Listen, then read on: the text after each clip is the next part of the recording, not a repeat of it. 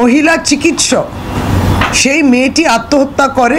আত্মহত্যা এবং মৃত হওয়ার পরে যাতে সে জাস্টিস পেতে পারে তার জন্য সে তার নিজের হাতের তালুতে লিখে দিল।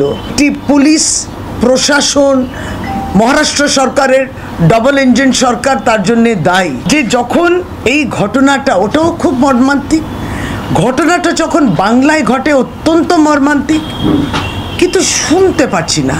কোথায় যারা অভয়া আন্দোলন করেছিলেন, এখানে যারা ভারতবর্ষের প্রত্যেকটি রাজ্যে পৌঁছে গেছিলেন, বিদেশে পৌঁছে গেছিলেন, ক্রাউড ফান্ডিং করেছিলেন, অভয়ার নাম বাদ দিয়ে একটি ফাউন্ডেশন তৈরি হলো, কোথায় আলোড়নটা, কোথায় চর্চা, কোথায়? এটাও তো অত্যন্ত মর্মান্তিক। আজকে যারা রয়েছেন আমাদের সঙ্গে আমি পরিচয় করিয়ে দিই, তারপর অবশ্যই এই বিষয় নিয়ে যাব তাদের কাছে। আমাদের সঙ্গে বিজেপি মুখপাত্র প্রীতম দত্ত রয়েছেন, প্রীতমকে স্বাগত জানাই আজকের অনুষ্ঠানে। আমাদের সঙ্গে সম্রাট চক্রবর্তী টিএমসি মুখপাত্র, তৃণমূল কংগ্রেস মুখপাত্র রয়েছেন, স্বাগত জানাই সম্রাট দাকে। মানব লাহা বাম মুখপাত্র, সিপিএম নেতা আমাদের সঙ্গে রয়েছেন। আমাদের সঙ্গে ডক্টর সপ্তর্ষি ব্যানার্জি চিকিৎসক, তিনিও আমাদের সঙ্গে রয়েছেন। সপ্তর্ষি দাকেও স্বাগত জানাই।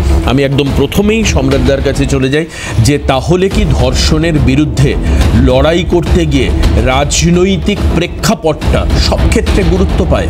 মানে রাজনীতির কোন ক্ষেত্রে কার প্রিভিলেজ হবে, কার মাইলেজ হবে, সেই বুঝে কি ধর্ষক এবং ধর্ষণ নিয়ে আলোচনা হয়? মানে এটা তো একটা ভয়াবহ সম্রাটদা মানসিক প্রবৃত্তি যে ধর্ষক বা ধর্ষণ নয়, ম্যাটারটাকে ক্যাপিটালাইজ করো যাতে আমি পলিটিক্যালি আমার ডিভিডেন্ড আমার আসতে পারে, আমার ঘরে কোর্টে বল আসতে পারে, জনমত আসতে পারে।